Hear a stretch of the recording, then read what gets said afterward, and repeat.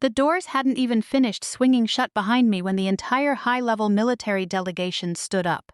It happened so fast. Chairs screeched. Conversations died mid-sentence.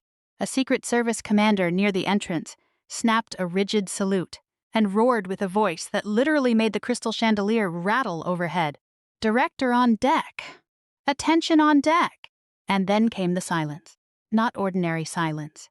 The heavy, suffocating kind that makes 500 wealthy people suddenly aware of the sound of their own breathing. My oldest brother Robert's face, flushed red from expensive bourbon a second ago, drained of color. He looked like he'd just seen a ghost he recognized. My sister-in-law stood frozen beside the champagne tower, her manicured fingers letting her rose bouquet slip to the floor. And my father, the man who had texted me less than 12 hours earlier, telling me nobody in the family cared about my nameless government lab job, looked at me like I was a stranger he never should have crossed.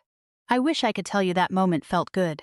For 30 years, inside classified bunkers and high-pressure testing facilities, I'd imagined some version of this. Some moment where the people who dismissed me, who treated me like a family embarrassment, would finally understand who I'd become.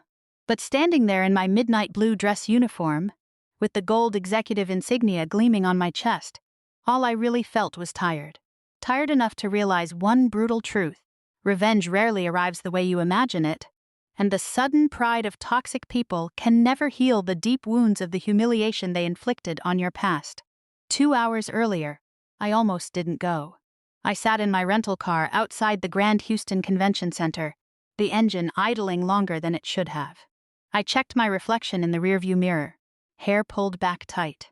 Light makeup I'd had to relearn how to use. The tailored uniform felt heavy, distinct, like a second skin I'd bought with years of isolation. Just a family dinner, I told myself. Just one evening. I turned off the ignition, stepped out into the humid Texas air, and walked toward the blinding lights of the ballroom. I had no idea the evening was already over before it even began. The strange thing about humiliation is that it ages with you. I was 52 years old standing in that grand ballroom. Yet, part of me still felt like the skinny 18-year-old girl sitting at my parents' dinner table, listening to my father praise Robert for being practical, sharp, and knowing how to make real money. Back then, Robert could do no wrong. He stayed local, went to business school, and learned how to flatter my father's ego. But me? I was the difficult one. The eccentric daydreamer with my head in the clouds, wasting time on physics textbooks and rocket propulsion blueprints. I remember the night I told them I accepted the aerospace engineering track at Caltech. My father slammed his hand on the mahogany table so hard the china rattled. "What is a girl doing studying rocket science?" he shouted, his face twisting in disgust. "You turning down a guaranteed vice president seat in the family business to become a low-level government clerk fixing computers for pennies. Don't come crying to me when you're broke." My mother didn't say a word. She didn't even look at me. She just reached over, put another serving of chicken on Robert's plate, and whispered how proud she was of his latest sales targets. That night, I packed one single suitcase and left. I walked to the Greyhound station under a torrential Texas downpour, leaving for California on a military-sponsored scholarship. My father cut off my allowance ends immediately, thinking the financial strain would break my pride and force me to come crawling back. It didn't break me, but it changed me. During my first 2 years at Caltech, I worked the 11 p.m. to 4 a.m. shift at a campus warehouse, loading crates to pay for textbooks. I lived off 90-cent instant ramen in a tiny basement apartment that smelled of damp concrete and old blueprints. Winters were the hardest. When my heater broke, I wrapped myself in 3 layers of military surplus blankets just to finish my advanced orbital mechanics homework. My fingers were often too stiff to write properly. My family never called to check if I was warm, or if I had eaten. Not once. When I called home for Christmas, the conversation was always a one-way street. My father would spend 20 minutes bragging about the new Mercedes he bought Robert, then ask with a heavy, disappointed sigh if I was still playing with toys in that dusty lab. They had no earthly clue what that lab actually was. By age 30, I had vanished into a classified deep space intelligence division. While Robert was getting local magazine profiles for selling industrial valves, I was inside restricted subterranean bunkers in Virginia, designing core telemetry systems for the nation's orbital defense network. I signed federal non-disclosure agreements with 20-year prison sentences attached. I couldn't tell my father that my research was directly reviewed by the Joint Chiefs of Staff, or that my work protected the very airspace his cargo planes used. I chose absolute silence. I didn't defend myself at Thanksgiving when Robert mocked my plain clothes, nor did I correct my aunts when they assumed I did clerical data entry for the state. I let them keep their illusion, because I realized early on that you cannot explain the stars to people who only look at the dirt. As the decades moved on, my world grew to a global scale, while my family's empire began to rot from the inside out. Pride is a terrible shield when the bank accounts start emptying. Under Robert's leadership, the Vance conglomerate made several disastrous investments in commercial real estate right before the market corrected. They were bleeding millions, heavily over-leveraged with Wall Street banks, and their manufacturing lines were hopelessly outdated. They needed a miracle to survive the fiscal year. That miracle was a $40 million federal technology grant from the Strategic Aerospace Technology Agency. Without that cash injection, their domestic factories would face forced liquidation by autumn. They would lose everything. I knew every single detail of their financial misery, because the entire grant pipeline ran directly through my desk in Washington, D.C. Every financial audit, every security clearance check, and every engineering assessment of the Vance conglomerate sat in a neat manila folder inside my office. Robert had spent 6 months hiring expensive K Street lobbyists to grease the wheels and push the paperwork through, completely blind to the fact that the final arbiter of his life's work was the younger sister he hadn't spoken to in 5 years. Then came the text. It arrived less than 12 hours before the event, typed by my father's assistant but authorized by him. It read, "The governor of Texas and Robert's major defense partners will be there tonight. Dress appropriately. Stay in your lane. And don't bring up your low-level government job to embarrass your brother. We need to look like a cohesive, elite family for the investors." I sat at my desk, looking at that text on my phone. The blue light reflected off the Silver Eagle insignia on my uniform hanging nearby. I didn't feel anger anymore. I just felt a quiet, icy sense of finality. I ordered my administrative aide to pack my official dress uniform and booked a flight to Houston. I wasn't going there to start a fight or waive my security credentials. I was going there to witness the final act of a narrative that had controlled my entire childhood, to look at the people who measured my worth by my silence, and to formally close the book. The Grand Houston Convention Center was blindingly bright that evening, designed to look like an industrial palace. The company's newest automation machinery stood gleaming under sharp blue LED lights. Hired models in evening gowns handed out champagne. Hundreds of VIP guests, from oil tycoons to state senators, crowded the floor, their laughter echoing off the high ceilings. When I walked through the main doors in a simple, dark navy civilian pantsuit, nobody was waiting for me. My father was standing at the center of the ballroom, surrounded by wealthy board members, laughing loudly as he recounted Robert's latest business achievements. I walked over, intending to say a polite hello, but the moment my father caught sight of me, the laughter died instantly on his face. He caught my arm with a tight, painful grip and pulled me into a dim corridor near the service entrance, right next to the AV Tech booth. "Why the hell are you wearing that plain suit? You look like a low-level secretary," he hissed, his eyes flashing with intense irritation. "I explicitly told you to dress up. Robert is speaking with the governor's chief of staff right now. Stay away from the main floor. Don't mingle with the VIPs and embarrass him in front of the people who are reviewing our federal grant application." Robert stepped into the hallway, looking sharp in a Tom Ford tuxedo, swirling a crystal glass of expensive single malt bourbon. He glanced at my simple clothes, a patronizing smirk playing on his lips. "Elena, glad you could make it out of the lab," he said, his voice dripping with corporate arrogance. "Look, tonight is a high-stakes environment. We have strategic defense partners here. Dad and I think it's best if you stay behind the scenes so you don't feel out of place. You're good with computers, right? I told the head technician to put you in the back tech booth to oversee the slide presentation for Dad's big speech. It's quiet back there, and it keeps you out of the VIP sight looking like a clerk. Don't worry. I'll have a waiter bring you a boxed lunch later." He patted my shoulder with absolute condescension and turned his back on me. I stood in that dim hallway, looking at the door of the AV booth. The insult was calculated, sharp, and cold. They weren't throwing me out. They were turning a blood relative, a top-tier federal official, into an unpaid tech hand, hiding me behind a black curtain to protect their fragile pride. I stepped into the cramped tech booth at the back of the auditorium.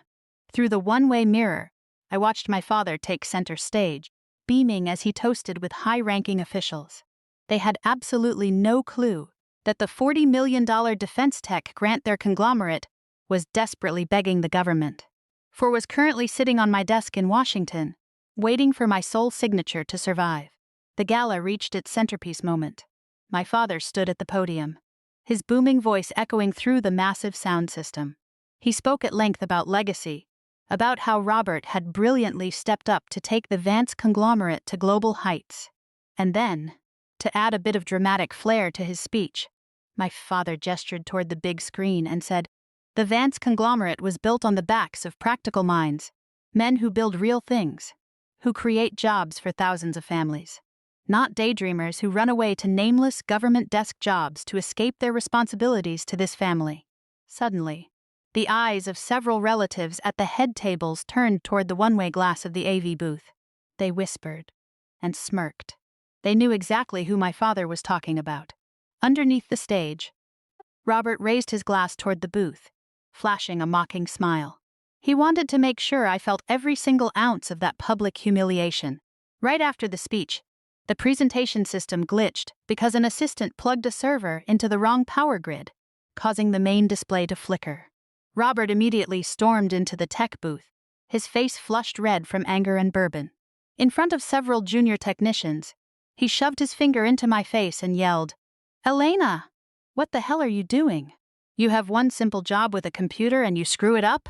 Are you trying to sabotage this night for the family? You really are useless. I guess staying in a lab all day means you don't know how the real world works. Get out of here right now before I have security drag you out." I stood up from the control console, smoothing out the fabric of my suit jacket. I locked my eyes onto Robert F. It was a look that made him instantly freeze in his tracks. A look forged from managing high-stakes national security operations where weakness meant catastrophe. The room went cold. The junior technicians stopped moving. "Robert," I said, my voice low but carrying a terrifying, metallic weight. "You have exactly 10 seconds to take back those words and apologize to me." Robert let out a loud, mocking laugh, though his eyes showed a flicker of hesitation. "Apologize? Are you insane? I am the boss here, Elena. This company belongs to me and Dad. You are absolutely nothing in this room. You're just a parasite living off government taxes." I didn't answer him. I didn't need to. Instead, I reached into the small garment bag I had brought into the booth and pulled out my official midnight blue uniform jacket. I slipped it on, fastening the silver buttons one by one, and pinned the gold executive insignia of the Strategic Aerospace Technology Agency directly over my heart. Robert watched me, his laughter dying in his throat, his eyes widening as he recognized the federal seal. At that exact second, the heavy doors of the AV booth and the main entrance of the convention center were forcefully thrown open by federal Secret Service agents. The governor of Texas, along with the undersecretary of the Air Force and three-star generals, marched into the room. On their shoulders, gold stars gleamed under the crystal chandeliers. My father scurried down from the stage, frantic to greet them, while Robert rushed out of the booth, plastering a fake smile on his face. "Governor, Mr. Undersecretary, you're ahead of schedule. Sir, your VIP table is right at the front." The Undersecretary of the Air Force brushed past Robert as if he were an invisible obstacle. He walked in a straight line directly down the aisle toward the cramped AV booth at the back of the room, stopping exactly 1 meter in front of me. Before 500 stunned guests, the three-star general snapped to a rigid, textbook military salute. "Reporting as ordered. To Director Vance. We have arrived per the executive decree of the President." The governor stepped up next, extending his hand with absolute, unfeigned respect. "Director Vance, it is a true honor to welcome you to Houston. The interagency delegation is fully assembled, and awaiting your command to proceed with the National Aerospace signing ceremony. In that exact fraction of a second, I heard the glass of bourbon in Robert S. hand slip through his trembling fingers, shattering violently against the granite floor. The room went completely, horrifyingly dead silent. Nobody even dared to breathe. My father stood frozen at the entrance of the tech booth. His face turned an ash-gray color, his lips moving but unable to form a single coherent word. Mr. Undersecretary, you just called my daughter the executive director?